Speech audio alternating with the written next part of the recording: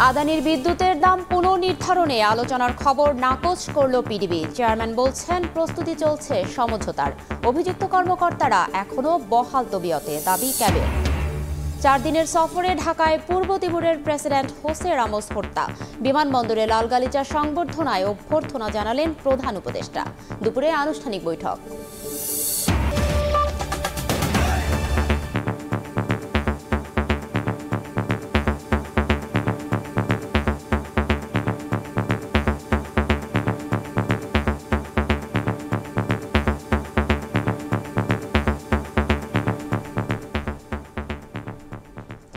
ভোরের সময়ের সঙ্গে আছি আমি ফারজানা আলিনা। ভারতের আদানি গ্রুপ থেকে আমদানি করা বিদ্যুতের দাম পুনর্নির্ধারণে কোনো আলোচনা হয়নি বলে নিশ্চিত করেছে বাংলাদেশ বিদ্যুৎ উন্নয়ন বোর্ড পিডিবি। অথচ সম্প্রতি দাম সহ চুক্তির বিভিন্ন বিষয়ে পিডিবির সঙ্গে আলোচনা চলছে বলে বার্তা সংস্থা রয়টার্সকে জানিয়েছে আদানি পাওয়ার লিমিটেড। পিডিবি চেয়ারম্যান বলছেন আদানির সঙ্গে আলোচনায় বসার প্রস্তুতি নেওয়া হচ্ছে মাত্র। এদিকে আদানিকে বাড়তি সুবিধা দেয়া কর্মকর্তারা এখনও বিদ্যুৎ খাত নিয়ন্ত্রণ করছেন বলে অভিযোগ ক্যাবের। মহির মারুফের প্রতিবেদনে বিস্তারিত। এ যেন নিজের মর্জি মাফিক দাম নির্ধারণ। 1 টাকা কিংবা 2 টাকা নয়, বাংলাদেশের কাছে 2022-23 অর্থ বছরে আদানি পাওয়ার লিমিটেড ইউনিট প্রতি বিদ্যুৎ বিক্রি করেছে রীতিমতো দ্বিগুণ দামে। ভারতের অন্যান্য বিদ্যুৎ কেন্দ্র থেকে 60 টাকার কমে বিদ্যুৎ আমদানি করেছে বাংলাদেশ। সেখানে আদানির থেকে প্রতি ইউনিট বিদ্যুৎ কিনেছে 14 টাকা 2 পয়সায়। সম্প্রতি বার্তা সংস্থা রয়টার্সের এক প্রতিবেদনে বলা হয় 2023-24 অর্থ বছরে দাম কমিয়ে আদানি ইউনিট প্রতি 12 টাকায় বিদ্যুৎ বিক্রি করলেও তা ভারতের অন্যান্য বেসরকারি বিদ্যুৎ উৎপাদন প্রতিষ্ঠানের নির্ধারিত দামের চেয়ে 27% বেশি। আর রাষ্ট্রায়ত্ত প্রতিষ্ঠানের তুলনায় এ দামের পার্থক্য 63%। অসময়ে চুক্তিতে পিডিবির সঙ্গে আদানির সম্পর্কে টানপোড়েন উঠে এসেছে রয়টার্সের ওই প্রতিবেদনে।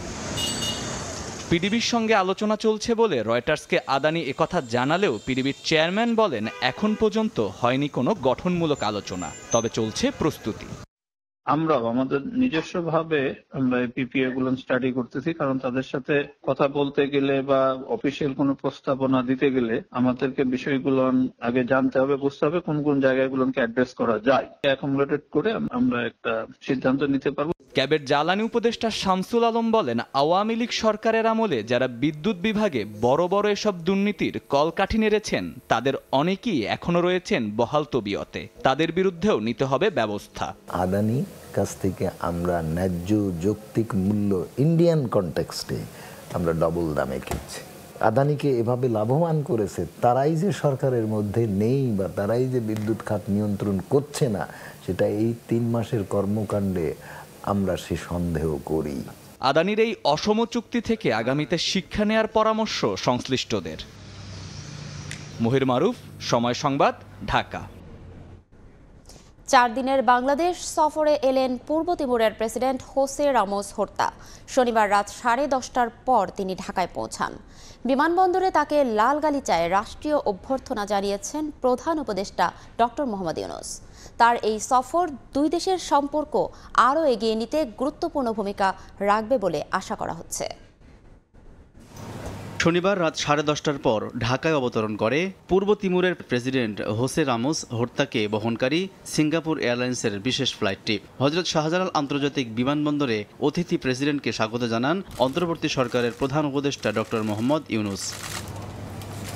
সশস্ত্র বাহিনীর সদস্যরা গার্ড অব অনারে স্বাগত জানান প্রেসিডেন্ট হোসে রামোস হর্তাকে। লাল গালিচায় অভ্যর্থনায় বাংলাদেশ সম্মান জানায় পূর্ব তিমুরের রাষ্ট্রপ্রধানকে। পররাষ্ট্র মন্ত্রণালয় সূত্র নিশ্চিত করেছে 4 দিনের এই সফরে সরকারি কর্মকর্তাদের মধ্যে ভিসাবিহীন ভ্রমণ ও পররাষ্ট্র মন্ত্রণালয়ের মধ্যে ফরেন অফিস কনসালটেশন আয়োজনে একটি দ্বিপাক্ষিক চুক্তি ও একটি সমঝোতা স্মারক সই হতে পারে। এছাড়া ঢাকায় পূর্ব তিমুরের অনারারি কনসুলেট খোলার বিষয়টি নিয়ে ঘোষণা আসবে বলেও আশা করা হচ্ছে। রোববার সকালে পূর্ব তিমুরের প্রেসিডেন্টের সঙ্গে সৌজন্য সাক্ষাৎ করবেন পররাষ্ট্র উপদেষ্টা মোহাম্মদ তৌহিদ হোসেন।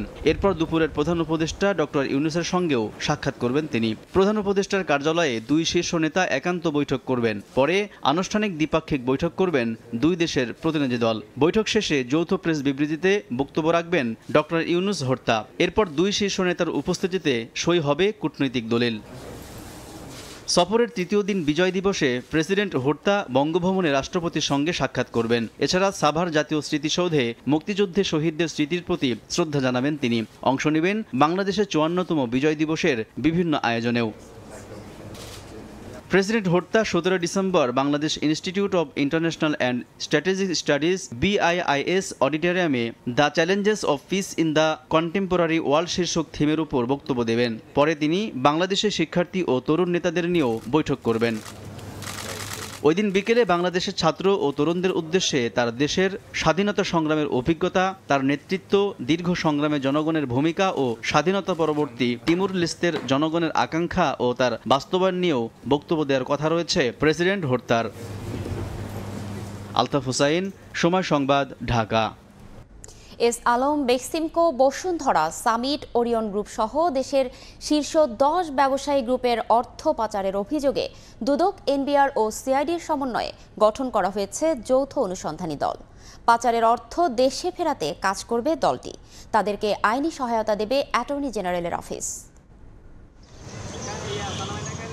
গণঅভ্যুত্থানে রাষ্ট্র ক্ষমতা ছাড়তে বাধ্য হওয়া আওয়ামী লীগ সরকারের আমলে 10 বিতর্কিত ব্যবসায়ী গ্রুপের অর্থ পাচারের সুনির্দিষ্ট তথ্য উপাত্ত পেয়েছে দুদক, এনবিআর, সিআইডি সহ কয়েকটি সংস্থা। এসব অর্থ ফেরত আনতে টাস্কফোর্স গঠন করা হয়েছে আগেই। এবার গঠন করা হলো দুদক, সিআইডি ও এনবিআর এর সমন্বয়ে যৌথ অনুসন্ধানী দল। S Alam Beximco Bashundhara Summit Orion, Nassa, Sikder, Gemcon ও নাবিল গ্রুপ এবং আরামেট গ্রুপের চেয়ারম্যান সাবেক ভূমিমন্ত্রী সাইফুজ্জামান চৌধুরীর পাচার করা অর্থ ফেরত আনতে কাজ করবে নতুন এই অনুসন্ধানী দল। আওয়ামী লীগ সরকার ক্ষমতাচ্যুত হওয়ার মাসখানেক পরেই এদের বিরুদ্ধে দুদক ও সিআইডি আলাদাভাবে অনুসন্ধান শুরু করেছিল। সম্প্রতি গুরুত্ব বিবেচনা করে গঠন করা হলো যৌথ অনুসন্ধান টিম। এই টিমের কার্যপরিধি ঠিক করে দিয়েছে অর্থ মন্ত্রণালয়ের আর্থিক প্রতিষ্ঠান বিভাগ। আইনি সহায়তা দেবে অ্যাটর্নি জেনারেল অফিস। তদন্তের গোপনীয়তা রক্ষা করে পাচারের অর্থ দেশে ফেরাতে গঠিত টাস্কফোর্স ও BFIU-কে তথ্য সরবরাহ করবে এই টিম। বুলবুল রেজা, সময় সংবাদ, ঢাকা। এদিকে দুই দেশের স্বার্থের ভিত্তিতেই ভারতকে সম্পর্ক উন্নয়নের বার্তা দেওয়া হয়েছে বলে জানিয়েছেন পররাষ্ট্র উপদেষ্টা তৌহিদ হোসেন। শনিবার দুপুরে নরসিংদীর বেলাবতে মতবিনিময় সভায় তিনি আরও বলেন, অন্তর্বর্তী সরকারের লক্ষ্য একটি নিরপেক্ষ ও সঠিক নির্বাচনের মাধ্যমে রাজনীতিবিদদের কাছে ক্ষমতা হস্তান্তর করা। দেশের সাথে সুসম্পর্ক চাই, সমতার ভিত্তিতে, সম্মানের ভিত্তিতে। অনেকে ভারতের সাথে সম্পর্ক নিয়ে প্রশ্ন তোলেন, যেহেতু এক ধরনের একটা অস্বস্তি এই সরকার পরিবর্তনের পরে ছিল। আমি আপনাদেরকে এটুকু বলতে চাই, আমাদের পক্ষ থেকে আমরা খুব স্পষ্ট বার্তা দিয়েছি যে আমরা ভালো সম্পর্ক চাই, দুই পক্ষের স্বার্থের ভিত্তিতে। আমাদের উপর যে দায়িত্বটা দেওয়া হয়েছে সেই দায়িত্বটা অর্পণ করে রাজনীতিবিদদের হাতে ক্ষমতা দিয়ে আমরা চলে যাব, তারা দেশ চালাবে। ঢাকায় অনুষ্ঠিত হল 19তম SAARC federation on oncology conference এবং আন্তর্জাতিক cancer congress. Bangladesh oncology club আয়োজিত সম্মেলনে বিশ্বের বিভিন্ন দেশের 50 জন ক্যান্সার বিশেষজ্ঞ অংশ নেন। এবারের আয়োজনে প্রথমবারের মতো বাংলাদেশে অ্যাডাপটিভ প্রোস্টেট ক্যান্সারের গাইডলাইন নিয়ে আলোচনার পাশাপাশি স্বাস্থ্যসেবায় কৃত্রিম বুদ্ধিমত্তার ব্যবহারের ওপর আলোচনা হয়।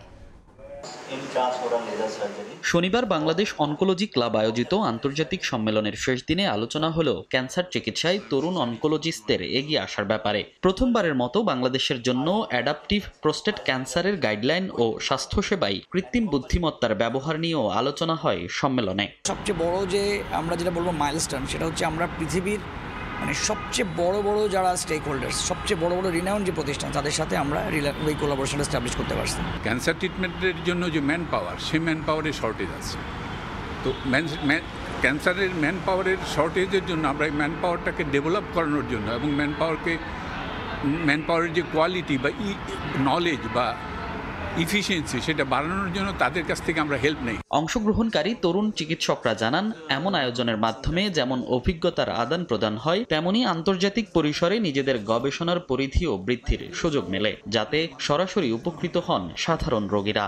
আমরা রেডিওথেরাপির ব্যাপারে ক্লাউড থেকে আমরা আর্টিফিশিয়াল ইন্টেলিজেন্সের মাধ্যমে তার প্ল্যানিংয়ে হেল্প পাবো, আমরা কন্ট্রোলিংয়ে হেল্প পাবো। So it's a big achievement and I think it will be a milestone for Bangladesh. Resource limited সেটিংয়ে কীভাবে গভর্নমেন্ট এবং প্রাইভেট সেক্টরে কাজ করা যায় সেটি নিয়ে তথ্য আদান প্রদান হচ্ছে এবং সেভাবে করেই সেশনগুলি সাজানো হয়েছে। সহযোগিতায় কমবে ব্যবধান। এই প্রতিপাদ্যে আয়োজিত 3 দিনব্যাপী সম্মেলনে বিশ্বের বিভিন্ন দেশ থেকে 1200 জনেরও বেশি চিকিৎসক নিবন্ধন করেন।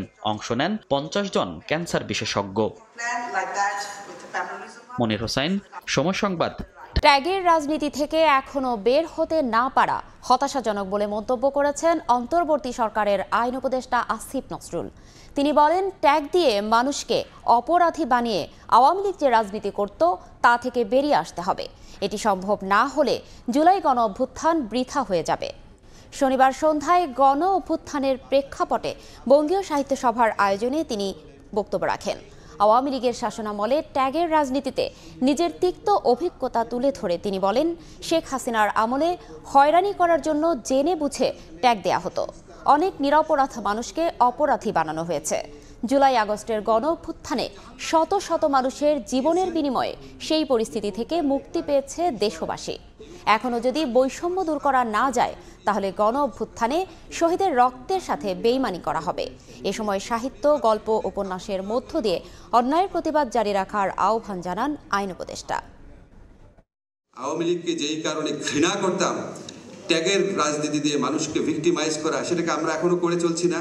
যেই নিষ্ঠুরতা, নারকীয়তা, মিথ্যাচার, ট্যাগের রাজনীতি, অশ্লীলতা, যেই বৈষম্য, যেগুলির বিরুদ্ধে দাঁড়িয়েছি, সেগুলির থেকে আমাদের অনেক বেটার হইতে হবে না? না হলে এই যে আমাদের ছাত্ররা, তরুণরা মারা গেল, এত মানুষ অঙ্গহানি হলো, তাদের প্রতি চরম অশ্রদ্ধা হবে না?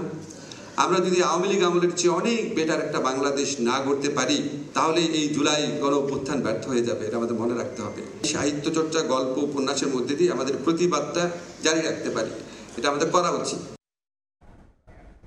মহান বিজয় দিবস উপলক্ষে রাজধানীর মানিক মিয়া এভিনিউতে সবার আগে বাংলাদেশ আয়োজিত কনসার্টের থিম সং প্রকাশিত হলো।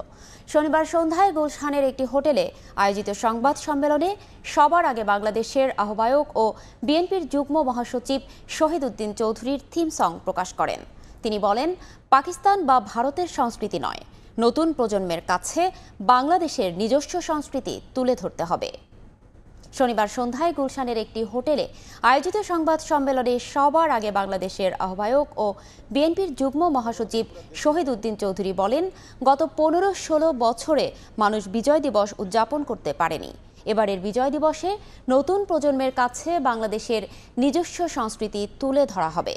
অন্তর্বর্তী সরকারের প্রতি সর্বাত্মক সহযোগিতা রয়েছে জানিয়ে বিএনপির এই নেতা বলেন, সজাগ ও ঐক্যবদ্ধ থেকেই দেশের গণতন্ত্রের ভিতকে শক্তিশালী করতে হবে। 16 ডিসেম্বর বিকেল 3টা থেকে এই কনসার্ট শুরু হবে। এতে সঙ্গীত পরিবেশন করবেন দেশ বরেণ্য সঙ্গীত শিল্পীরা। একটু আমরা খুব যদি বেশি দিন না হয়, বারবার আমরা শারীরিক প্রতিবন্ধীরা আগামীর বাংলাদেশে বৈষম্যের শিকার হবে না বলে জানিয়েছেন বিএনপির ভারপ্রাপ্ত চেয়ারম্যান তারেক রহমান। আগারগাঁওয়ে এলজিআরডি মিলনায়তনে শহীদ বুদ্ধিজীবী দিবস উপলক্ষে প্রতিবন্ধী নাগরিক শ্রেণীর সঙ্গে মতবিনিময় অনুষ্ঠানে ভার্চুয়ালি যোগ দিয়ে একথা বলেন তিনি। প্রতিবন্ধীদের ভাতা বৃদ্ধি সহ স্বতন্ত্র মন্ত্রণালয় প্রতিষ্ঠার ইচ্ছাও প্রকাশ করেন তারেক রহমান।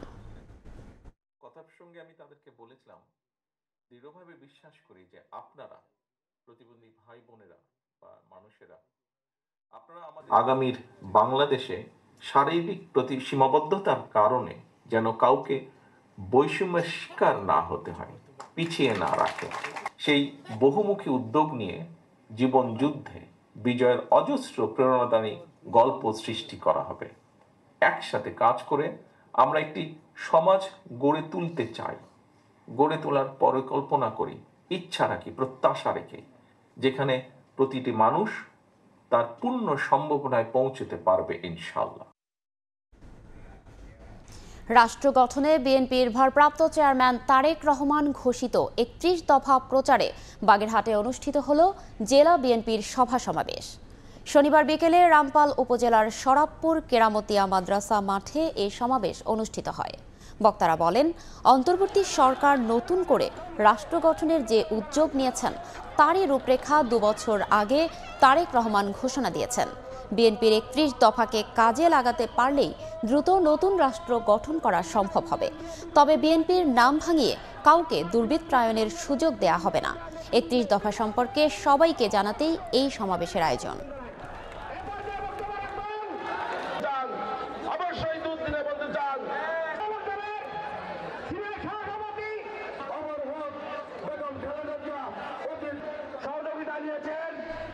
বোরো মৌসুমের শুরুতেই সেচ সংকটে পড়েছেন সুনামগঞ্জের হাওড়াঞ্চলের কৃষক। রাবার ড্যাম ছিদ্র হয়ে যাওয়ায় পানি বেরিয়ে যাচ্ছে হাওরে। তার উপর পর্যাপ্ত গভীর নলকূপ না থাকায় মিলছে না কাঙ্ক্ষিত পানি। বোরো ধানের বীজতলা তৈরিতে বিপাকে পড়েছেন চাষিরা। এ সংকটের কারণে 1200 হেক্টর জমি পতিত থাকার আশঙ্কাও করছেন তারা। তবে সব ধরনের সহযোগিতার আশ্বাস কৃষি বিভাগের।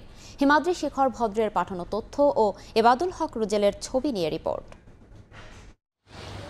পুকুর থেকে সনাতন পদ্ধতিতে জমিতে সেচ দিচ্ছেন কৃষক। অনেকে বালতি দিয়ে দূর থেকে পানির ব্যবস্থা করছেন ধানের বীজতলা তৈরির জন্য। বোরো মৌসুমের শুরুতেই সেচ সংকট দেখা দিয়েছে সুনামগঞ্জের খরচার হাওর সহ বিভিন্ন হাওরে। কৃষক জানান, হাওরের রাবার ড্যাম ছিদ্র হয়ে যাওয়ায় পানি নিষ্কাশন হয়ে যাচ্ছে। তার উপর হাওরে পর্যাপ্ত গভীর নলকূপ না থাকায় মিলছে না কাঙ্ক্ষিত পানি। বোরো ধানের বীজতলা তৈরি করতে বিপাকে পড়েছেন চাষি। এ সংকটের কারণে 1200 হেক্টর জমি পতিত থাকারও আশঙ্কা তাদের। রাবার ড্যামটা শুকাই গেছে, মানে লিক হয়েছে, এটা ফার্ম নাই, এটা লাগে আমরা আবার শুকাই যেতে খরচা আবার শুকাই যেতেছে। পানির সমস্যার কারণে কিন্তু খেতে বা লাগাইতেছে না। আর কীটনাশক বীজ সব দাম বেশি, এটা দেওয়ার পরে আমরা লাভবান হইতে পারি না। 15 বছর গেল, 16 বছর গেল, আমরা 1 কেজি ডাইলও পাইছি না, 1 কেজি চাউলও পাইছি না, এই সরকার থেকে কোনো 1 কেজি সারও পাইছি না। কৃষি বিভাগ বলছে, সেচ সংকট থাকলেও কৃষকদের সব ধরনের সহযোগিতা দেওয়া হচ্ছে। এছাড়া জেলায় সার বীজের কোনো সংকট নেই। কৃষকদেরকে যে আমরা 7টা ফসলের যে প্রণোদনা দিয়েছি, সেখানে হচ্ছে আমরা বীজ দিয়েছি এবং সার, ডিএপি সার দিয়েছি এবং এমওপি সার দিয়েছি, তারা হচ্ছে নির্বিঘ্নে তাদের ফসল আবাদ করতে পারে। সারের কোনো সংকট নাই। আমাদের মাঠ পর্যায়ের কর্মকর্তাগণ সর্বদা কর্মস্থলে অবস্থান করে কৃষকদের প্রয়োজনীয় পরামর্শ দিয়ে যাচ্ছেন। কৃষি বিভাগের তথ্য মতে চলতি বোরো মৌসুমে সুনামগঞ্জের 2,23,410 হেক্টর জমিতে বোরো আবাদের লক্ষ্যমাত্রা নির্ধারণ করা হয়েছে। সময় সংবাদ, সুনামগঞ্জ। আমন ধানের বাম্পার ফলন হয়েছে সিলেটের 13 উপজেলায়। বন্যায় নিম্নাঞ্চল প্লাবিত হওয়ায় সরকারি কৃষি পুনর্বাসন কর্মসূচির আওতায় ক্ষতিগ্রস্ত 2150 জন কৃষককে বীজ ও সার সহায়তা দেয়া হয়। হেক্টর প্রতি প্রায় 4 মেট্রিক টন ধান সরকারিভাবে সংগ্রহ হবে বলে জানিয়েছে স্থানীয় কৃষি বিভাগ। নৌশাদ আহমেদের ছবিতে অপু বণিকের রিপোর্ট। নবান্নকে ঘিরে কৃষকদের ঘরে বইছে আনন্দের জোয়ার। চলতি বছরে 3 দফা বন্যায় নিম্নাঞ্চলের বীজতলা এবং রোপণকৃত আমন আক্রান্ত হওয়ার পরও সিলেটের 13টি উপজেলায় বাম্পার ফলন হয়েছে। 1,45,310 হেক্টর জমিতে রূপা আমন আবাদের লক্ষ্যমাত্রা নির্ধারণ করে কৃষি বিভাগ। এরই মধ্যে 1,43,000 হেক্টর জমিতে বাম্পার ফলন হওয়ায় উচ্ছ্বসিত কৃষক। 3 বছর বন্যায় বহুত ক্ষতিগ্রস্ত হয়েছে, তাহলে এবার ফসলটা একটু মোটামুটি আল্লাহর মধ্যে ভালো হয়েছে। বন্যায় নিম্নাঞ্চল প্লাবিত হওয়ার ক্ষতিগ্রস্ত 2150 জন কৃষককে বীজ ও সার সহায়তা দেয় সরকার। তবে অনেক কৃষক সহায়তা না পাওয়ার অভিযোগ করেছেন। কোনোদিন সরকার থেকে কোনটা পাই না, আমরা কিচ্ছু পাই না। 2-3বার বন্যায় নষ্ট করছে, নষ্ট করার পরে ক্ষতিগ্রস্ত আমরা পাইছি না। এবছর হাইব্রিড, উফশি ও স্থানীয় জাতের আমন আবাদ হয়েছে। হেক্টর প্রতি প্রায় 4 মেট্রিক টন ধান সরকারিভাবে সংগ্রহ হবে বলে জানায় স্থানীয় কৃষি বিভাগ। আমরা যদি সুস্পষ্টভাবে কোনো অভিযোগ আসে, সেক্ষেত্রে আমরা তাৎক্ষণিকভাবে ব্যবস্থা নেব। রেজিস্ট্রেশন করে তাদেরকে ধান নেওয়া হয় এবং তাদের এই অ্যাকাউন্টে টাকাটা দেওয়া হয়। চলতি মৌসুমে একজন কৃষক মোট 3 মেট্রিক টন ধান খাদ্য অধিদপ্তরে দিতে পারবেন বলেও জানায় কৃষি বিভাগ। কৃষি অফিস থেকে সব ধরনের সহযোগিতা সহ কৃষকের কাছ থেকে সরাসরি ধান কিনে নেওয়াটাই এখন শুধুই সময়ের দাবি। অপু বণিক, সময় সংবাদ, সিলেট। 5 বার মেয়াদ বাড়ানোর পরও 2 বছরের কাজ হয়নি 4 বছরেও। এখনও বেশিরভাগ কাজ বাকি মৌলভীবাজারের কুলাউড়া শাহবাজপুর রেললাইন পুনর্নির্মাণ প্রকল্পের। নির্মাণে ধীর গতিতে ক্ষোভ জানিয়েছেন এলাকাবাসী। তবে সংশ্লিষ্টদের দাবি, অন্তর্বর্তী সরকার দায়িত্ব নেয়ার পর গতি এসেছে প্রকল্পের কাজে। শাহ অলিদুর রহমানের পাঠানো তথ্য ও মোহাম্মদ ইয়ারুব আহমেদের ছবি নিয়ে রিপোর্ট। 2017 সালের নভেম্বরে মৌলভীবাজারের কুলাউড়া শাহবাজপুর রেললাইন পুনর্নির্মাণ প্রকল্পের আওতায় 44.77 কিলোমিটার মেইন লাইন ও 7.77 কিলোমিটার লুপ লাইন সহ মোট 51.94 kilometre dual gauge single rail line নির্মাণে ভারতের সঙ্গে চুক্তি করে তৎকালীন সরকার। 2020 সালে 2 বছর মেয়াদী প্রকল্পের কাজের দায়িত্ব দেয়া হয় ভারতীয় ঠিকাদারি প্রতিষ্ঠান কালিন্দোকে।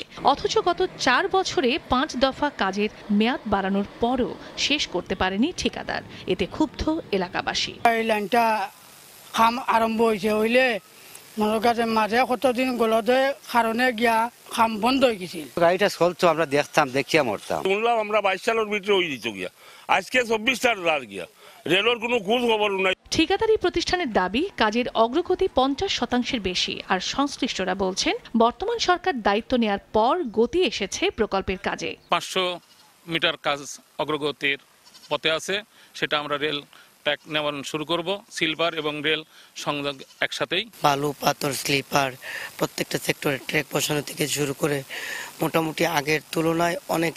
চুক্তি অনুযায়ী 678 কোটি টাকা প্রকল্প ব্যয়ের মধ্যে ভারতের 556 কোটি টাকা ও বাংলাদেশ সরকারকে ব্যয় করতে হচ্ছে 122 কোটি টাকা। প্রকল্পে নতুন লাইনের সঙ্গে রয়েছে 17টি গার্ডার ব্রিজ, 42টি কালভার্ট, আধুনিক সিগন্যালিং ব্যবস্থা চালু, 6টি স্টেশন ভবন এবং প্ল্যাটফর্ম পুনর্নির্মাণ। সময় সংবাদ, মৌলভীবাজার। 15 বছর ধরে পরিত্যক্ত অবস্থায় পড়ে আছে জামালপুর পৌর বাস টার্মিনাল। বর্তমানে পুরনো বাস ট্রাক পার্কিংয়ের কাজে ব্যবহার করছেন ইজারাদার। এতে যাত্রীদের পাশাপাশি ভোগান্তি বেড়েছে পরিবহন শ্রমিকদেরও। অবশ্য টার্মিনালের বেহাল দশার জন্য একে অপরকে দুষছে পৌরসভা ও বাস মালিক সমিতি। জাহাঙ্গীর আলমের পাঠানো তথ্য ও আবুল কালাম আজাদের ছবি নিয়ে রিপোর্ট। জামালপুর শহরের যানজট নিরসন ও যাত্রী সেবা বাড়াতে 2002 সালে জামালপুর শহরের পুরনো ফেরিঘাট এলাকায় নির্মাণ করা হয় পৌর বাস টার্মিনাল। তবে 2009 সালে বন্ধ হয়ে যায় এর কার্যক্রম। দীর্ঘ 15 বছর ধরে তালাবদ্ধ টার্মিনাল ভবনও। যাত্রী ও পরিবহন সংশ্লিষ্টরা জানান, দীর্ঘদিন ধরে পরিত্যক্ত থাকা ও সংস্কার না করায় ব্যবহার অনুপযোগী হয়ে পড়েছে পুরো টার্মিনাল। মূল ভবনটি জরাজীর্ণ ও তালাবদ্ধ। খানাখন্দ সৃষ্টি হয়েছে টার্মিনাল প্রাঙ্গণে। রাখা হচ্ছে শুধু একটি কোম্পানির কয়েকটি বাস ও ট্রাক, আর যাত্রী ওঠানামা চলছে মূল সড়কে। তারপরও প্রতি বছর ইজারা দিচ্ছে পৌর কর্তৃপক্ষ। টার্মিনাল তো ডাকের মাধ্যমে চলে, পৌরসভার মাধ্যমে চলে। এরা যারা নিতেছে এরা দেখাশোনা করে না। এই ভবনে কোনো বাথরুম নাই, স্টাফ একটু রেস্ট নেবে, একটা যাত্রী এসে যে বসে কোনো কথাবার্তা বলবো ওরকম পরিস্থিতিও নাই। সকল প্রকার যে অসঙ্গতি এইগুলো দূর করে আমাদের একটা স্বাচ্ছন্দ্য, যাত্রীদের স্বাচ্ছন্দ্য এবং সুবিধা হয় এই ধরনের পরিবেশ তৈরি করা হোক। টার্মিনালের বেহাল দশার জন্য পৌরসভা ও বাস মালিক সমিতি একে অপরকে দুষছে। ডিসি মহোদয় এবং পৌরসভার যিনি দায়িত্বে আছেন ওনাদের সঙ্গে বারবার যোগাযোগ করার পরেও এখনো এটার কাজ উদ্যোগ নিয়েছে কিনা আমরা এখনো অবগত না। বাস মালিকদের অসহযোগিতার জন্য টার্মিনালটি বর্তমান এই অবস্থা। যদি আপনারা এই টার্মিনালটি পুনরায় চালু করার ব্যাপারে আমাদের সহযোগিতা করেন তাহলে আমরা যত দ্রুত সম্ভব এবারে উদ্যোগ গ্রহণ করব। প্রায় 1.5 একর জমির ওপর নির্মিত জামালপুর পৌর বাস টার্মিনালটির নির্মাণে ব্যয় হয় 1,05,00,000 টাকা। সময় সংবাদ। শীত মৌসুম এলেই বদলে যায় চট্টগ্রামের খাতুনগঞ্জের আমিন মার্কেট ও আসাদগঞ্জের একাংশ। ভোগ্যপণ্যের দোকানে ওঠে আমদানিকৃত পুরাতন পোশাক। এবার মৌসুমের শুরুতেই শীতের তীব্রতা বাড়ায় জমজমাট হয়ে উঠেছে বেচাকেনা। তবে লাইসেন্স ও ডলার সংকটে এবছর আমদানি কমায় চাহিদার তুলনায় সরবরাহ কম বলে দাবি ব্যবসায়ীদের। নুরুল জামান আতিকের ক্যামেরায় বিস্তারিত জানাচ্ছেন ফেরদৌস লিপি। পিকআপ আর ভ্যান থেকে নামানো হচ্ছে একের পর এক পুরানো কাপড়ের গার্ড। শ্রমিক, দোকান মালিক, আমদানিকারক সহ সবাই ব্যস্ত। শীত মৌসুম এলে চট্টগ্রামের খাতুনগঞ্জের আমিন মার্কেট ও আসাদগঞ্জের একাংশের চিত্র এভাবে পাল্টে যায়। তাইওয়ান, কোরিয়া, চীন ও জাপান থেকে চট্টগ্রাম বন্দর দিয়ে আনা হয় এসব পুরাতন কাপড়। শীত যতদিন থাকে ততদিন পুরাতন কাপড়ের এই ব্যবসা করেন খাতুনগঞ্জের ব্যবসায়ীরা। এবার মৌসুমের আগে সারা দেশে শীত পড়ায় চাহিদা বেড়েছে কয়েক গুণ। কস্টিং এর দিকে চায়নাটা রেটটা কম থাকায় চায়না আমলটা চাহিদা বেশি হয়ে গেছে। যেগুলো কোরিয়ান মাল রেট একটু বেশি, তবে মানে ভালো। দাম আগের চেয়ে এত বেশি না, মোটামুটি নিয়ন্ত্রণে আছে। উত্তরবঙ্গে বা নোয়াখালী বা ঢাকা এগুলো পুরো বাংলাদেশেই চলে আমাদের এই মালগুলো। ডলারের দাম তো আর সরকারে নিয়ন্ত্রণ করতে পারবে না, ট্যাক্স তো নিয়ন্ত্রণ করতে পারবে। গরিবের জন্য জিনিসটা ভালো হয়। পুরাতন গরম কাপড়ের প্রধান ক্রেতা হতদরিদ্ররা হলেও দেশের বিভিন্ন এলাকার নিম্নবিত্ত ও মধ্যবিত্তদের একটি বড় অংশ এর উপর নির্ভরশীল। এখন তো শীত বাড়ছে, এখন মার্কেট জমজমাট হইতেছে। শীতও একটু বাড়ছে, বেচাকেনার হারও একটু বাড়ছে মোটামুটি। গরিব শ্রেণীর মানুষ বেশিরভাগ কিনে।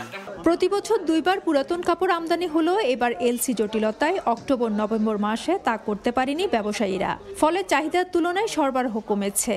এলসির কারণে মাল ইম্পোর্ট করতে না পারার কারণে মালের দামটা হু হু করে বেড়ে গেল। মালের দাম বেড়ে যাওয়ার কারণে খেটে খাওয়া মানুষ, যারা নিম্ন শ্রেণীর মানুষ, তারা যে চাহিদার তুলনায় আমাদের কাপড় পেত সেই চাহিদার মোতাবেক কাপড় পাচ্ছে না, বেঁধে মালের কাপড় বাড়তি। দেশে প্রায় ৫,০০০ পুরাতন কাপড়ের আমদানিকারক রয়েছেন। এছাড়া পাইকারি ও খুচরা ব্যবসায়ের মাধ্যমে এর সঙ্গে যুক্ত আরও ১ লাখের বেশি মানুষ। ফেরদৌস লিপি, সময় সংবাদ, চট্টগ্রাম। গত দুদিন ধরে দেশের উত্তরের জেলা পঞ্চগড়ের উপর দিয়ে বয়ে যাচ্ছে মৃদু শৈত্যপ্রবাহ। তাপমাত্রার পারদ ৮ থেকে ৯ ডিগ্রির ঘরে ওঠানামা করছে। এদিকে উত্তর পশ্চিম থেকে বয়ে আসা পাহাড়ি হিম বাতাসে রাত থেকে সকাল পর্যন্ত অনুভূত হচ্ছে কনকনে ঠান্ডা। শীতের আরও খবর জানাতে পঞ্চগড়ের চৌরঙ্গি মোড় থেকে সরাসরি যুক্ত হচ্ছেন সহকর্মী সোহাগ হায়দার। চলে যাচ্ছি তার কাছে। অন্যান্য এলাকার মতো উত্তরের জেলা পঞ্চগড়ে কিন্তু শীতের যে তীব্রতা সেটা কিন্তু বাড়তে শুরু করেছে। আমি জানিয়ে রাখি যে গত ৩ দিন ধরে এই জেলার উপর দিয়ে মৃদু শৈত্যপ্রবাহ বয়ে যাচ্ছে। আমি আজকের কথাই যদি বলি, আজকে তেঁতুলিয়া আবহাওয়া পর্যবেক্ষণ কেন্দ্রে কথা বলেছি। পর্যবেক্ষক রোকনুজ্জামান জানিয়েছেন যে আজকে সকাল ৬টায় তাপমাত্রা রেকর্ড করা হয়েছে ৯.৫ ডিগ্রি সেলসিয়াস। গত দুদিন আগে কিন্তু এ জেলায় দেশের মধ্যে এবং চলতি মৌসুমের সর্বনিম্ন তাপমাত্রা যেটি ৮.৪ ডিগ্রি, সেটি কিন্তু গত দুদিন আগে রেকর্ড করা হয়। এরপর ১ ডিগ্রি করে বাড়তে শুরু করে। গতকাল সর্বনিম্ন যে তাপমাত্রা জেলার সেটি ৯.২ ডিগ্রি রেকর্ড করা হলেও কিন্তু আজকে সেটি ৯.৫ ডিগ্রি রেকর্ড করা হচ্ছে। আমি আরেকটি বিষয় জানিয়ে রাখি যে বর্তমানে ৭টা বাজতে আর মাত্র ৭ মিনিটের মতো বাকি রয়েছে, কিন্তু আমরা যে জায়গাটিতে দাঁড়িয়ে রয়েছি এটা হচ্ছে পঞ্চগড় শহরের প্রাণকেন্দ্রে চৌরঙ্গি মোড়। এখানে কিন্তু অন্যান্য দিনের যে মানুষের উপস্থিতি এই সময়টিতে প্রচুর মানুষ থাকে, কিন্তু বর্তমানে ঠান্ডা এবং একটি কনকনে ঠান্ডা অনুভূত হয় এবং উত্তর দিক থেকে বয়ে আসা যে পাহাড়ি হিম বাতাস, এর কারণে কিন্তু এখানে মানুষের যে উপস্থিতি সেটা কিন্তু তেমন ভাবে লক্ষ্য করা যাচ্ছে না। আর আমরা জানিয়ে রাখি যে এই জেলার যারা নদী কেন্দ্রিক মানুষ রয়েছে, যে নদীর পাশে যারা বসবাস করছেন, তারা কিন্তু চরম বিপাকে পড়েছেন এবং নিম্ন আয়ের মানুষ যারা রয়েছে তারাও কিন্তু চরম বিপাকে পড়েছে। একই সাথে আমরা গত কয়েকদিন ধরে লক্ষ্য করছি যে প্রথম সন্ধ্যা থেকে পরদিন সকাল পর্যন্ত কিন্তু এই জেলার উপর দিয়ে ঠান্ডার যে তীব্রতা সেটা কিন্তু বেড়েই চলেছে এবং রাত যতই গভীর হচ্ছে শীতের তীব্রতাও কিন্তু কয়েক গুণ হারে বেড়ে যাচ্ছে এবং এক ঠান্ডা যে অনুভূতি সেটা কিন্তু হাড় কাঁপানো এক ঠান্ডা অনুভূতি হচ্ছে রাতের সময়টিতে। তবে ব্যতিক্রম দেখা মিলেছে, দিনের যে তাপমাত্রা রয়েছে সেটি কিন্তু ২৪ থেকে ২৮ ডিগ্রির মধ্যে উঠানামা করায় একটা গরম অনুভূতি হচ্ছে এবং একই সাথে যে রোদের যে উত্তাপ রয়েছে সেটা কিন্তু মিষ্টি উত্তাপ ছড়াচ্ছে। আমরা এখানকার পঞ্চগড় আধুনিক সদর হাসপাতাল সহ উপজেলার যে স্বাস্থ্য কমপ্লেক্স গুলো রয়েছে সেগুলোতেও খবর নিয়েছি যে ঠান্ডার কারণে কিন্তু রোগীদের যে সংখ্যা রয়েছে, শীতজনিত রোগী, শিশু এবং বয়স্ক, তারা কয়েক গুণ হারে এই রোগীদের সংখ্যা বৃদ্ধি পাচ্ছে। জেলা প্রশাসন বলছে যে এখন পর্যন্ত কিন্তু জেলায় ২০০০-এর মতো শীতবস্ত্র বিতরণ করা হয়েছে জেলার ৫ উপজেলায় এবং ইতিমধ্যে আরো চাহিদা পাঠানো হয়েছে। তবে এ জেলার জন্য ২০০০ শীতবস্ত্র পর্যাপ্ত না হওয়ায় জেলা প্রশাসন বলছে যে বিত্তবানরাও যদি এই সময়টিতে মানুষগুলো নিম্ন আয়ের মানুষের পাশে এসে দাঁড়ায়, তবে এ জেলায় যারা নিম্ন আয়ের মানুষ রয়েছে তাদের অনেকটা দুর্ভোগ লাঘব হবে। আমরা আরেকটি বিষয় বলে রাখি যে এ জেলার কিন্তু অধিকাংশ মানুষ নিম্ন আয়ের এবং চা শ্রমিক, অনেকেই কিন্তু নদী কেন্দ্রিক, নদীতে কিন্তু পাথর উত্তোলন করে জীবিকা নির্বাহ করে, তারাও কিন্তু এই সময়টিতে চরম বিপাকে পড়ে থাকেন। আবার আরেকটি বিষয় বলে রাখি, যারা এই সকাল সময়টিতে যারা নিম্ন আয়ের দারিদ্র পরিবারের মানুষ রয়েছে, যারা নিম্ন আয়ের দিন আনে দিন খেয়ে থাকেন, তারা কিন্তু এই সকাল সময়টিতে ঠিক সময় মতো কাজে যেতে পারছেন না। আমি সকাল থেকে জেলা শহরের বিভিন্ন স্থানে ঘুরে দেখেছি যে আজকে যে কুয়াশার পরিমাণ সেটা কিন্তু সেভাবে নাই বলাই চলে। আমরা দেখেছি যে নদী কেন্দ্রিক এলাকাগুলোতে কিন্তু যে কুয়াশা সেটা কিন্তু কিছুটা লক্ষ্য করা গেছে এবং একই সাথে ঠান্ডার তীব্রতা কনকনে অনুভূতি হয়, কিন্তু মানুষের যে উপস্থিতি ব্যস্ততম সড়কগুলোতে সেখানে কিন্তু অনেকটাই কম লক্ষ্য করা গেছে। তো এই ছিল আমার কাছে পঞ্চগড় থেকে শীতের সর্বশেষ খবর। ঝাঁকে ঝাঁকে ধরা পড়ছে দেশীয় প্রজাতির মাছ, সরবরাহ বাড়ায় বাজারের দামও বেশ সহনীয়।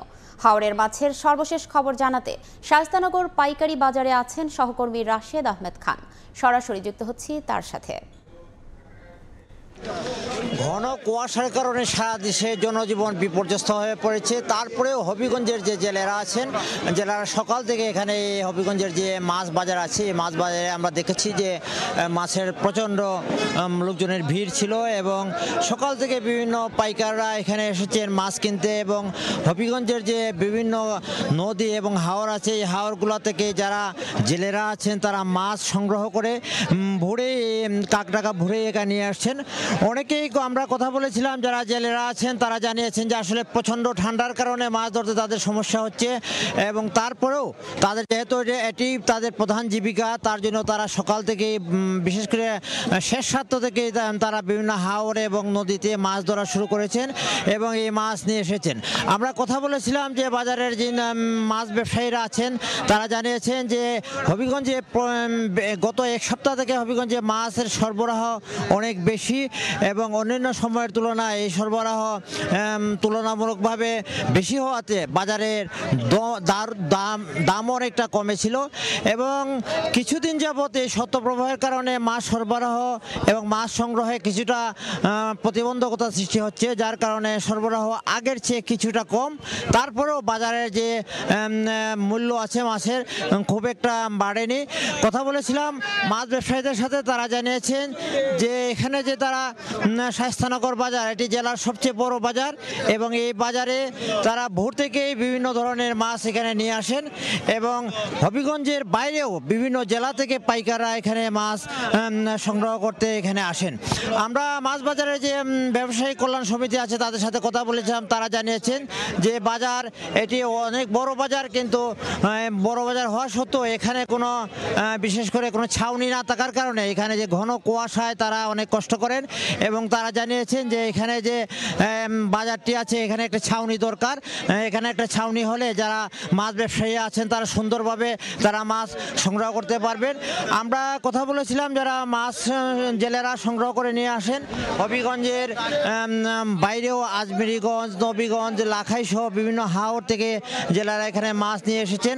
আমরা দেখেছি যে সকাল থেকে মাছ ক্রয় করে যারা পাইকার আছেন এখানে হবিগঞ্জের বাইরে বিভিন্ন জেলায় মাছ নিয়ে যাওয়ার জন্য প্রস্তুতি নিয়েছেন। বিশেষ করে দেশীয় মাছ যত ধরনের মাছ আছে সব ধরনের মাছ এখানে পাওয়া যায় এবং এই মাছ এখানে অন্যান্য বাজারের তুলনায় এখানে দামেও কম থাকার কারণে পাইকারি এবং খুচরা সব ধরনের এখানে ক্রেতারা আসেন। আমরা মাছ ব্যবসায়ীদের সাথে কথা বলেছিলাম, তারা জানিয়েছেন যে এখানের যে মাছ, এই মাছগুলা বিশেষ করে হাওরের মাছ এবং নদীর মাছ, যে কারণে এই মাছের যে বাজার মূল্য অন্যান্য বাজারের তুলনায় অনেকটাই কম এবং এই মাছ সব ধরনের এখানে শুধু হাওরের মাছই পাওয়া যায়। এখানে দেশীয় শোল, বাইম, তারপর ট্যাংরা, কাতল সহ দেশি যত ধরনের মাছ আছে, শিং, মাগুর সহ সব ধরনের মাছ এখানে উঠে এবং এই মাছগুলা এখানে পাওয়া যায়।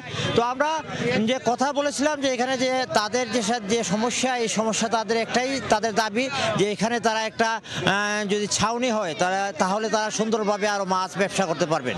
তো এই ছিল আজকে শায়স্তানগরের মাছ বাজারের সর্বশেষ। মাছ বাজারের খবর জানতে সরাসরি যুক্ত ছিলাম হবিগঞ্জে। সুনামগঞ্জের জাহাঙ্গীরনগর, সুরমা, সলুকাবাদ, ধনপুর সহ উত্তর সুরমা এলাকার শীতকালীন সবজিগুলোর সমারোহ বসেছে শহরের জেল রোড এলাকার সবজি বাজারে। এই মুহূর্তে শহরের পুরাতন জেল রোড এলাকায় আছেন সহকর্মী হিমাদ্রি শেখর ভদ্র। সরাসরি যাচ্ছি তার কাছে।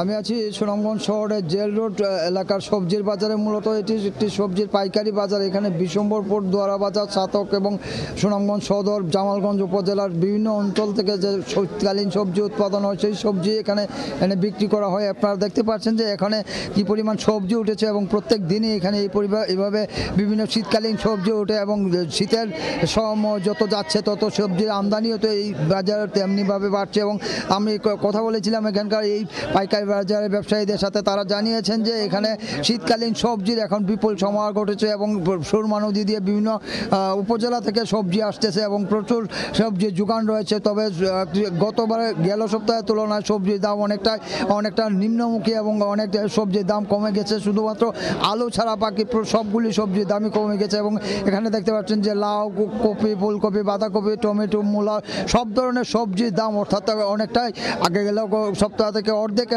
নেমে এসেছে। আমরা কথা বলেছিলাম এখানকার লোকজনের সাথে, তারা জানিয়েছেন যে এই শীতে আগামী সপ্তাহে যদি আরও সবজির বাজার নিচের দিকে যাবে, কারণ এখন সবজির ব্যাপক আমদানি হচ্ছে। বিভিন্ন এলাকা থেকে কৃষকরা সবজি নিয়ে আসছেন এবং সবজি তারা এই পাইকারি বাজারে বিক্রি করছেন। এইখানকার সবজি মূলত সিলেট সহ সুনামগঞ্জ জেলার বিভিন্ন উপজেলায় যায় এবং এখান থেকেই সবজি পাইকারি বিক্রি হয় এবং এখান থেকে পাইকারি তারা সবজি কিনে নিয়ে এবং খুচরা ব্যবসায়ীরা এখান থেকে সবজি কিনে নিয়ে খুচরা বিক্রি করেন। কিন্তু পাইকারি বাজারে সবজির দাম কম থাকলে কিন্তু সবজির যে খুচরা দাম সেটা এখনও অনেকটা কমেনি। কারণ আমরা কথা বলেছিলাম এখানকার যে খুচরা ব্যবসায়ীদের সাথে, তারা জানিয়েছেন যে পাইকারি দামের সাথে তারা সমন্বয় করে এখনও খুচরা বাজারে যে বিক্রিটা হয় সেটা এখনও তেমনভাবে কমছে না। কিন্তু আমরা এখানে পাইকারি ক্রেতাদের সাথে কথা বলেছিলাম, তারা জানিয়েছেন যে সবজির দাম প্রায় অর্ধেকে নেমে এসেছে। প্রত্যেকটা সবজির দাম অনেকটা, আলু ছাড়া সব ধরনের সবজির দামই কমতে শুরু করেছে। আপনারা দেখতে পাচ্ছেন যে এখানে কীভাবে সারিবদ্ধভাবে সবজি সাজিয়ে রাখা হয়েছে এবং এই বাজারে প্রচুর ক্রেতার আগমন ঘটেছে এবং মূলত এটি একটি পাইকারি বাজার। এই পাইকারি বাজার থেকেই সবজি কিনে নিয়ে বিভিন্ন ফেরিওয়ালারা এবং খুচরা ব্যবসায়ীরা তারা বিক্রি করেন এবং তারা জানিয়েছেন যে এই গেল সপ্তাহ থেকে এই সপ্তাহে প্রচুর সবজির আমদানি হয়েছে এবং সবজির আমদানি বেশি হওয়ার কারণে সবজির যে দর সেটা অনেকটাই কমে গেছে। এখানে প্রত্যেকটা সবজির দামই আপনার কম করে 100 থেকে 200 টাকা করে কমে গেছে প্রতি 5 কেজিতে। অর্থাৎ এখানে যা বিক্রি হয় শুধুমাত্র 5 কেজি হারে, অর্থাৎ এক পাল্লায় 5 কেজি, সেই 5 কেজি দর ধরে বিক্রি হয়। এখানে খুচরা কোনো বিক্রি হয় না এবং আমরা ক্রেতাদের সাথে কথা বলেছি, তারা জানিয়েছেন যে একমাত্র যে আলু ছাড়া অন্যান্য সবজির দাম অনেকটা নিম্নমুখী এবং আগামী সপ্তাহে এই সবজির দাম আরটা অনেকটা কমে যাবে। এবং এখানে সবচেয়ে বড় যে ভালো জিনিসটা হলো যে ফ্রেশ সবজি এখানে পাওয়া যায়। এখানে অর্থাৎ কৃষকরা ক্ষেত থেকে তুলে এখানে সবজি নিয়ে আসেন নৌকা দিয়ে বা বিভিন্ন নৌকা দিয়ে নিয়ে আসেন বিক্রয়ের জন্য। এখন এখানে কোনো ধরনের বাসি সবজির কোনো কেনা বেচা হয় না। আমরা কথা বলেছিলাম এখানকার আড়ত মালিকদের সাথে, তারা জানিয়েছেন যে প্রতিদিনই এখানে সবজির পরিমাণ বাড়তেছে এবং শীত যত বাড়ছে ততই আমদানির পরিমাণও বাড়ছে। আমরা কথা বলেছিলাম এখানকার ভোক্তাদের সাথে, তারা জানিয়েছেন যে যারা বড় পর্যায়ের ভোক্তা তারাই এখানে আসেন মূলত পাইকারি দরে সবজি কেনার জন্য এবং তারা জানিয়েছেন যে এই সবজির দাম অর্থাৎ দিন যত যাবে ততই কমবে এবং সুনামগঞ্জে এই মুহূর্তে সবজির পর্যাপ্ত যোগান রয়েছে। তো এই ছিল সুনামগঞ্জের জেল রোড এলাকার সবজি বাজার থেকে সবশেষ। সবজির বাজারের খবর জানতে যুক্ত ছিলাম সুনামগঞ্জে। গাজীপুরের সাথে রাজধানীর যোগাযোগ আরও সহজ করতে আজ থেকে ঢাকা জয়দেবপুর রুটে চালু হচ্ছে নতুন 2 জোড়া কমিউটার ট্রেন। আনুষ্ঠানিকভাবে উদ্বোধন করছেন রেলপথ মন্ত্রণালয়ের উপদেষ্টা মোহাম্মদ ফজলুল কবির খান। এই মুহূর্তে সেখানে আছেন সহকর্মী মেহেদি হাসান। সরাসরি যাচ্ছি সেখানে। আনুষ্ঠানিকভাবে এই মাত্র অর্থাৎ এখন থেকে চালু হলো গাজীপুর থেকে ঢাকার মধ্যে যে কমিউটার ট্রেন যোগাযোগ ব্যবস্থা, সেটি 2 জোড়া ট্রেন কিন্তু উদ্বোধন করেছেন রেলপথ মন্ত্রণালয়ের উপদেষ্টা। তিনি কিছুক্ষণ আগেই আমরা দেখেছি আনুষ্ঠানিকভাবে এই ট্রেনের অর্থাৎ এই রেলপথের যেই যোগাযোগ ব্যবস্থা সেটি কিন্তু আরও সহজ করতে, ঢাকার সাথে যোগাযোগ ব্যবস্থা আরও সহজ করতে তিনি আজ সকালেই আমরা দেখেছি এখানে এসেছেন এবং আজ 2টি প্রকল্প তিনি উদ্বোধন করবেন। এর মধ্যে এটি ট্রেন এবং বিআরটি প্রকল্প রয়েছে এবং তিনি আসলে এখানে এসেছেন এবং সাধারণ মানুষের উদ্দেশ্যে কথাও বলেছেন যে আসলে ঢাকার সঙ্গে কিভাবে এই যোগাযোগ ব্যবস্থা আরও সহজ করা যায় সেই বিষয়টি নিয়ে কাজ করছেন তারা। এবং একটু জানিয়ে রাখি যে এই রেল যোগাযোগ ব্যবস্থা এর আগেও ছিল, তবে সেটি কিন্তু খুব একটা আসলে সাধারণ মানুষের যে চাপ ছিল সেটি কিন্তু সামলাতে কিছুটা হিমশিম খাচ্ছিল। সেই তুলনায় সেই চাহিদার কথা বিবেচনায় কিন্তু আজ থেকে যে এই জয়দেবপুর কমিউটার ট্রেন, এই 4 জোড়া ট্রেন জয়দেবপুর কমিউটার এবং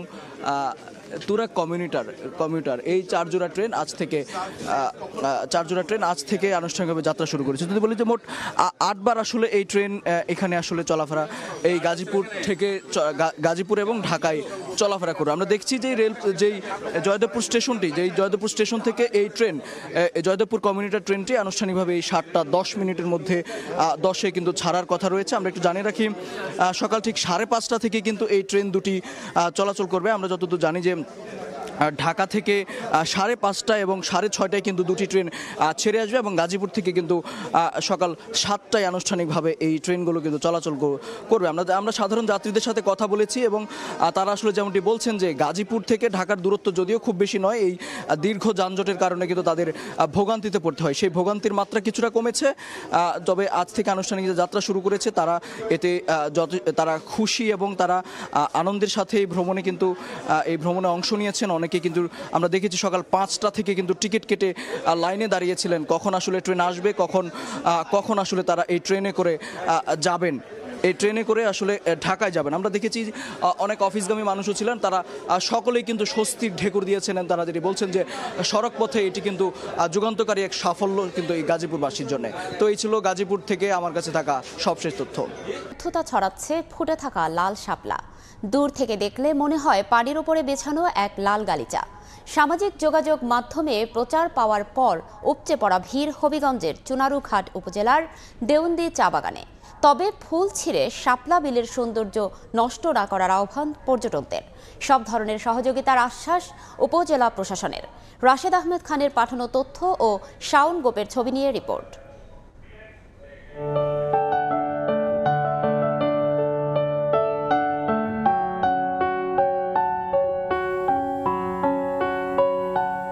সবুজ চা বাগানের মাঝে লাল ফুলের সমারোহ। বিলের পানিতে ফুটে আছে জাতীয় ফুল শাপলা। দূর থেকে দেখলে মনে হয় পানির ওপরে বিছানো এক লাল গালিচা।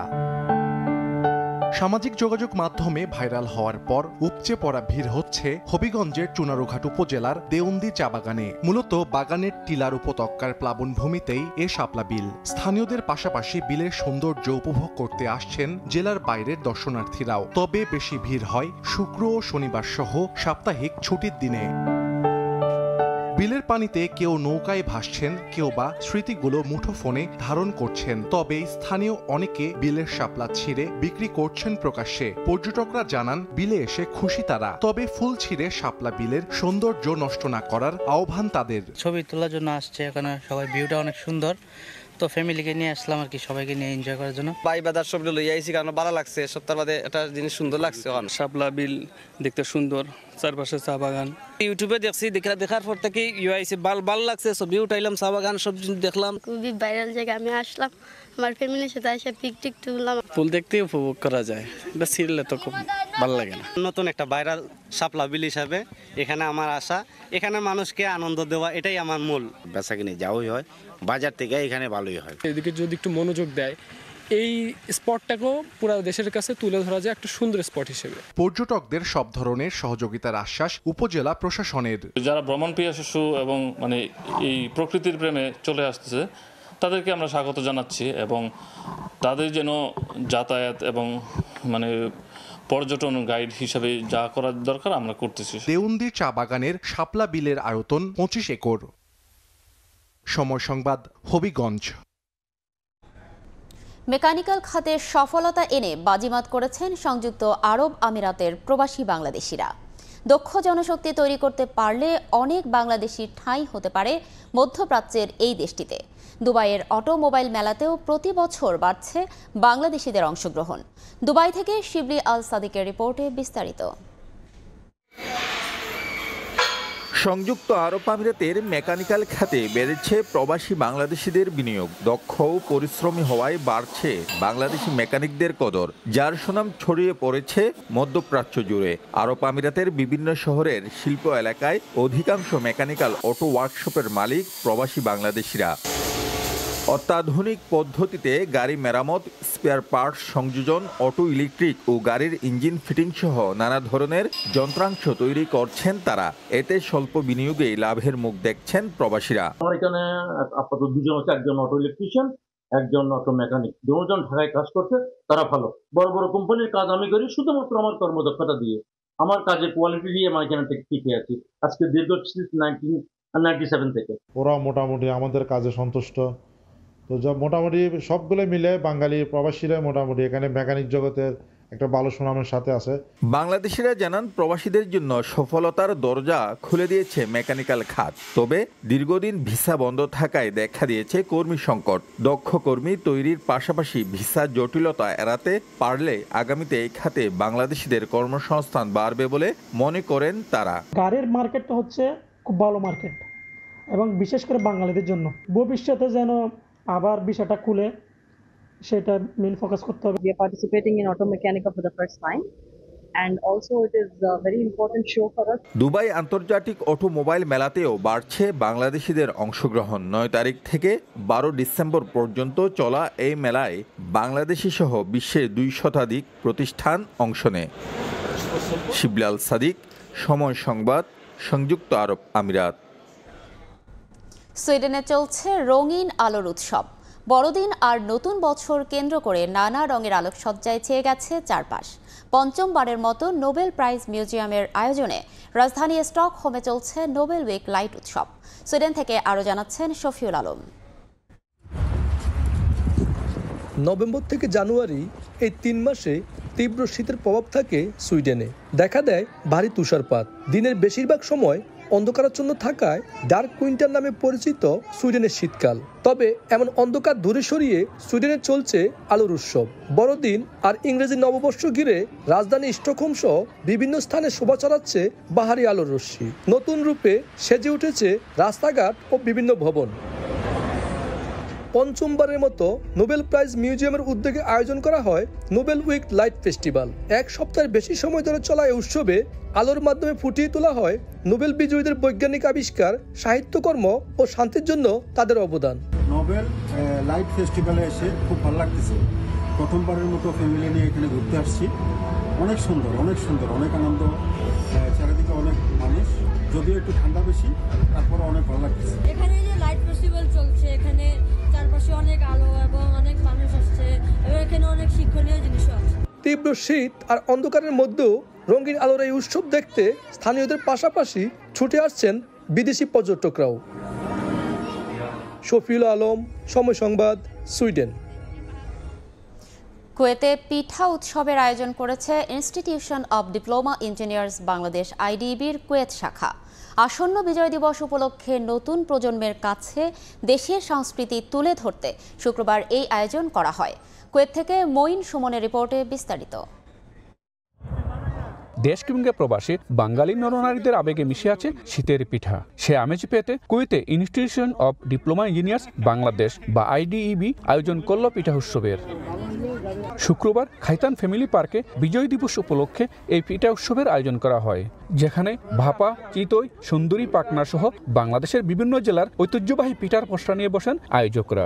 আমরা সত্যি গর্বিত যে আমরা বাঙালি হয়েও এই বিদেশের মাটিতে এখনো আমরা সেই বাঙালি কালচারটা ধরে রাখতে পেরেছি। পিঠা উৎসবের অংশগ্রহণকারীদের মাঝে সম্মাননাও প্রদান করা হয়। আয়োজকরা বলেন, আগামী প্রজন্মের কাছে বাংলাদেশের পিঠা উৎসবের সংস্কৃতি পরিচয় করে দিতে তাদের এই আয়োজন। আইডিবি কুয়েত চ্যাপ্টারের পক্ষ থেকে আমরা প্রতি বছরই এই পিঠা উৎসবের আয়োজন করি। এর মাধ্যমে কুয়েতস্থ বিভিন্ন পরিবারবর্গ এবং তাদের সন্তানদেরকে বাংলাদেশি কালচার, পিঠা সম্বন্ধে অবহিত করি, তারা জানতে পারে। উৎসবে অংশ নিয়ে পিঠা কেন্দ্রিক শৈশবের স্মৃতিচারণও করেন প্রবাসী বাংলাদেশিরা। মঈন সুমন, সময় সংবাদ, কুয়েত। মালদ্বীপের বাংলাদেশ দূতাবাসে যথাযথ মর্যাদায় পালিত হল শহীদ বুদ্ধিজীবী দিবস। শনিবার স্থানীয় সময় সন্ধ্যায় দূতাবাসের কনফারেন্স রুমে আলোচনা সভার আয়োজন করা হয়। শুরুতে শহীদ বুদ্ধিজীবীদের প্রতি গভীর শ্রদ্ধা নিবেদন করা হয়।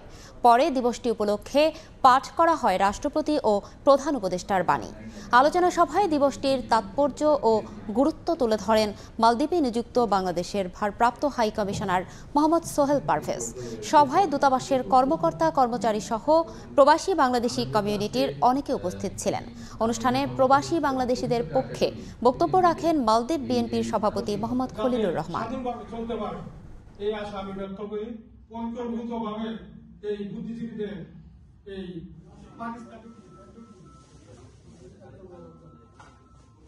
আমি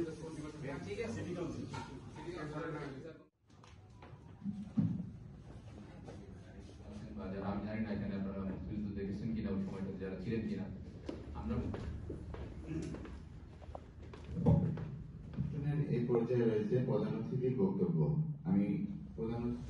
আমরা যেহেতু আজকে একটি কারণে এখানে সমবেত হয়েছি এবং এর বিপক্ষে ওয়ানডে সিরিজ হারলেও ব্যাটারদের রানে ফেরা আশাবাদী করছে বাংলাদেশ টিম ম্যানেজমেন্টকে।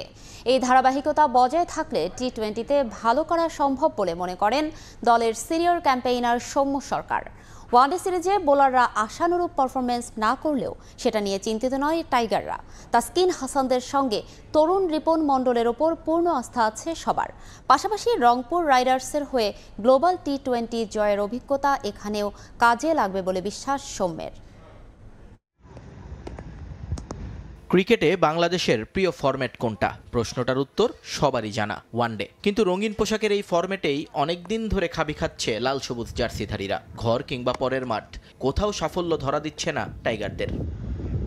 সিনিয়র ক্রিকেটারদের অনুপস্থিতি, তরুণদের এখনও আশানুরূপ পারফরমেন্স না করা আর ধারাবাহিকভাবে ব্যাটারদের রানে না থাকাটাকেই কারণ হিসেবে মনে করেন সবাই, যার বড় উদাহরণ উইন্ডিজের বিপক্ষে ওয়ানডে সিরিজ।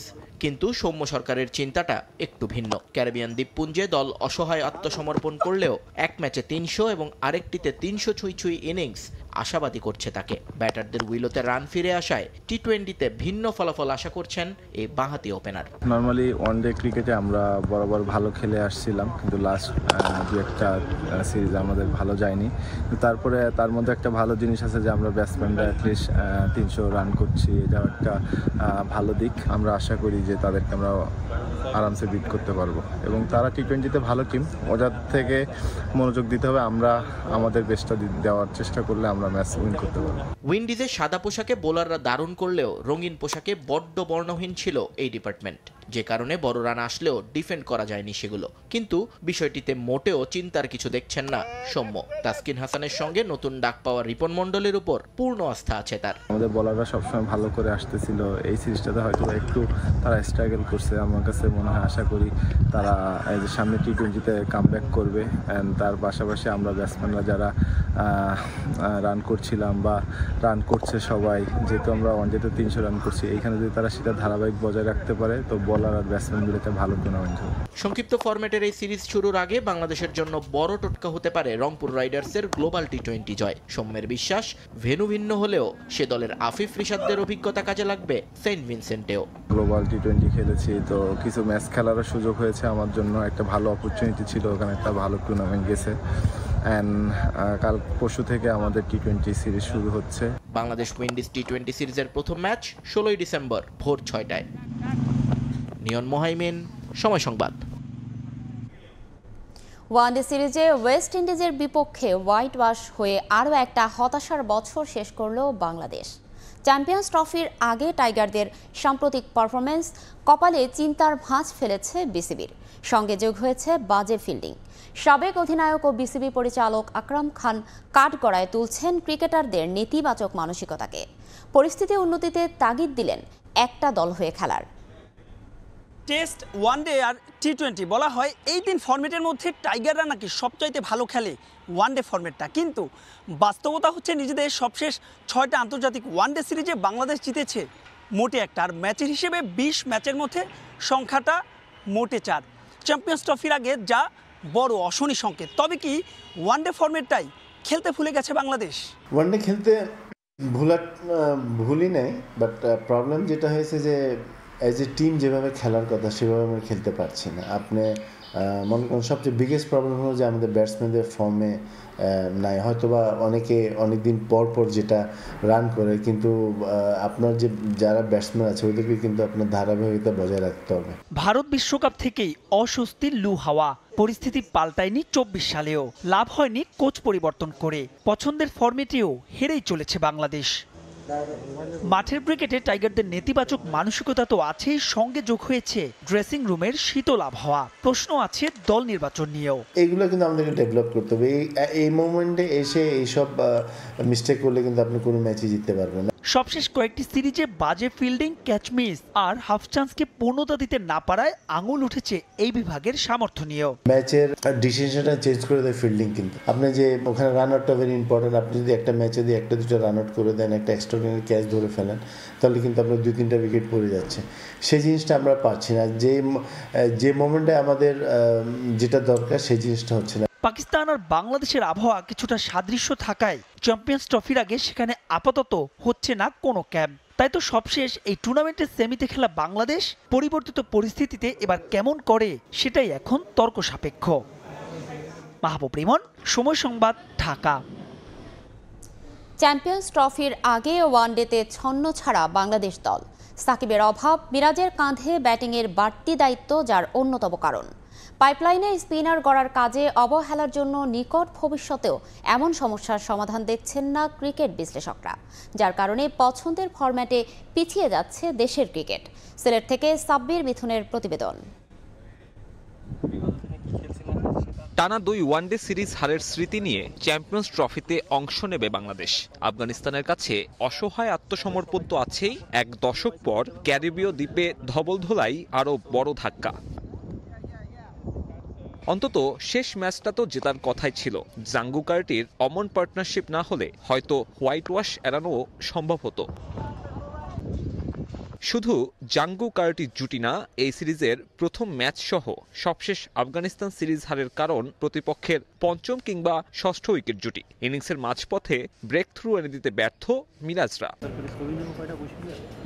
ওয়ানডে দলের মূল স্পিনার সাকিব আল হাসানের শূন্যতা তো আছেই, মিরপুরের বাইরে কেউ কেউ কম খরচে হলেও উইকেট টেকিং অ্যাবিলিটি নিয়ে আছে প্রশ্ন। অলরাউন্ডার হিসাবে ঠিক আছে, বাট ওর আর একটা আমাদের অপশন বার করতে হবে। আর একটা হয়তো এখন সাকিব নেই দেখে মিরাজের উপর দিয়ে ওই ঝড়ঝাপটা যাচ্ছে বলিং। যদি সাকিব থাকতো হয়তো মিরাজের এত হতো না। এখন যারা আছে এরা মানে রান থামানোর দিকে বেশি ইন্টারেস্টেড রাদার দেন। গত থার্ড ওডিআইতে 350 রানও আমরা আটকাতে পারি নাই। আমাদের কাছে যদি এখানে একটা ভালো এনি বলার যে উইকেট টেকিং বলার হয় তাকে থাকতো, তাহলে আমরা ডেফিনেটলি এই ম্যাচটা আমাদের জিতা উচিত ছিল। সাকিবও অত স্কিলফুল বলার না, কিন্তু এইখানে অনেক ভালো। ও মাথা ইউজ করে, আর কিছু না। ওরও বল টার্ন টুন করে না, ও সব most of the arm ball, but খুব ভালো মাথা। স্পিন ডিপার্টমেন্টের দুর্দশা বেড়েছে মিরাজকে টপ অর্ডার ব্যাটার বানানোর প্রচেষ্টায়। ভারপ্রাপ্ত অধিনায়ক হিসেবে ক্যারিবীয় সিরিজে ব্যর্থ। আফগানিস্তানের বিপক্ষে ইকোনমিক্যাল থাকলেও ম্যাচ প্রতি উইকেট মাত্র একটা। মেহেদী নিজেকে এখন বেশি ব্যাটিংয়ের দিকে ওর আকর্ষণ চলে গেছে। ওকে ব্যাটিং, আমার মনে হয় ওইটাও কারণ হতে পারে যে ব্যাটিংয়ে বেশি ইন্টারেস্ট এসে গেছে, রানও করছে সে। সো এখানে বোধহয় একটু ঘাটা আছে তার ওকে। শুধু জাতীয় দল নয়, 50 ওভারের ফরম্যাটেও এমন স্পিনারের অভাব এইচপি কিংবা বয়স ভিত্তিকে। এই স্পিন মায়েস্ট্রোর মতে পাইপলাইনের পর্যাপ্ত যত্নের অভাব থাকায় ভবিষ্যতেও এই সমস্যা ভোগাবে টাইগারদের। বোর্ডের অনেক প্রোগ্রামে পাকিস্তানি এক কোচ এসে করছে, মুশতাক করছে, কিন্তু যাদের করে প্র্যাকটিস করে ওর কোনো ম্যাচই খেলে না। তো কীভাবে হবে? ন্যাশনাল লিগে আমি একটা ম্যাচ করেছি, আমি একটা রাইট আর্ম লেগ স্পিনার দেখিনি, কিন্তু আমরা চিল্লাচ্ছি লেগ স্পিনার না। তোকে খেলাতে হবে, না খেলালে হবে কীভাবে? রফিক, রাজ্জাক কিংবা সাকিব আল হাসানের পর নিজেদের শক্তির ফরম্যাটে ছন্ন ছাড়া বাংলাদেশ। দরজায় কড়া নাড়তে থাকা চ্যাম্পিয়ন্স ট্রফির আগে এই সমস্যা নিশ্চিতভাবেই নির্বাচকদের বড় পরীক্ষায় ফেলতে যাচ্ছে। সাব্বির মিথুন, সময় সংবাদ, সিলেট। ছুটিতে নিজ বাড়ি সাতক্ষীরায় গেলেও ফুটবলের সঙ্গে সময় কাটান বাংলাদেশ নারী ফুটবল দলের অধিনায়ক সাবিনা খাতুন। উঠতি খেলোয়াড়দের উদ্বুদ্ধ করতে তার নিজ একাডেমি ওয়ারিয়র স্পোর্টিং ক্লাবের সদস্যদের সঙ্গে অনুশীলন করেন তিনি। সাবিনা চান তার হাত ধরেই জাতীয় পর্যায়ে আরও খেলোয়াড় উঠে আসুক। এজন্য ভালো মানের মাঠ ও নিয়মিত খেলা আয়োজনের দাবি জানান জাতীয় দলের অধিনায়ক। বাংলাদেশ নারী ফুটবলের পোস্টার গার্ল সাবিনা খাতুন। ফুটবলের সঙ্গে যার সম্পর্ক 2 যুগেরও বেশি। নিজ গ্রামের বাড়িতে গেলেও ছুটে যান নিজের গড়া ওয়ারিয়র স্পোর্টিং ক্লাবে। একাডেমির সদস্যদের খেলায় উদ্বুদ্ধ করতে তাদের সঙ্গে অনুশীলনেও মাতেন নারী ফুটবলের অধিনায়ক। সম্প্রতি সাবিনার একাডেমি পরিদর্শনে যান জেলা প্রশাসক এবং জেলা ক্রীড়া সংস্থার সভাপতি মোস্তফা আহমেদ। এ সময় রাখা হয় ভিন্ন রকম এক আয়োজন। সংক্ষিপ্ত আকারে খেলা হয় জেলা প্রশাসক একাদশ বনাম সাবিনা একাদশ মধ্যকার প্রীতি ফুটবল ম্যাচ।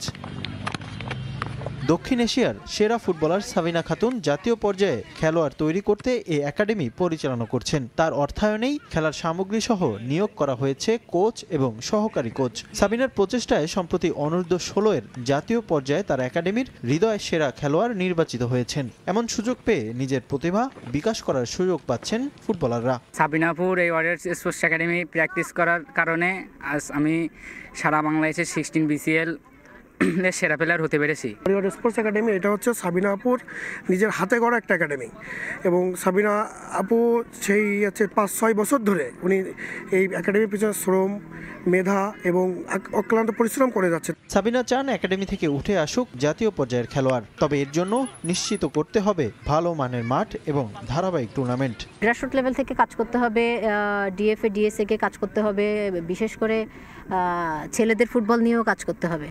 এবং শুধুমাত্র ফুটবল না, আমার মনে হচ্ছে যেসব স্পোর্টসগুলো আছে যেগুলো আসলে মাঠেই নাই সেগুলো নিয়ে কাজ করতে হবে এবং খেলা দিতে হবে মাঠে।